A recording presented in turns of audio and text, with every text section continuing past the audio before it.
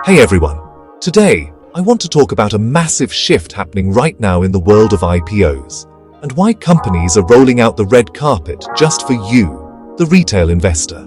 You might have noticed, more and more brands are making a big deal out of letting regular folks, like us, get in on the ground floor when they go public. But why? What's changed? First, it's the excitement factor.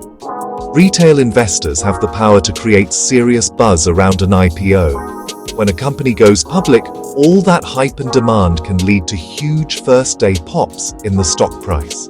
Klarna's IPO, it soared up to 30%, with retail investors leading the charge.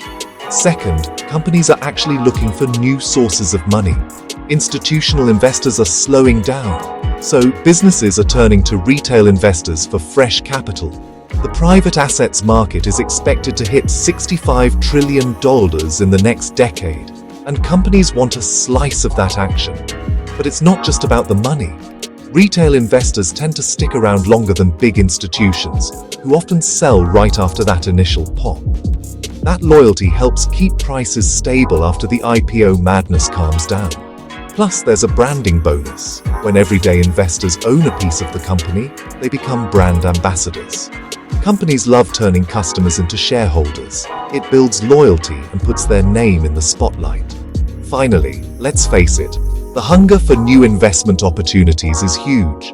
Companies are staying private longer, so when they finally go public, there's pent-up demand from people like us who want in. Some recent IPOs have even reserved a third of their shares for retail investors. So, if you're feeling the FOMO around IPOs, it's because you're now right at the center of the action. The retail investor revolution is here. Don't miss it.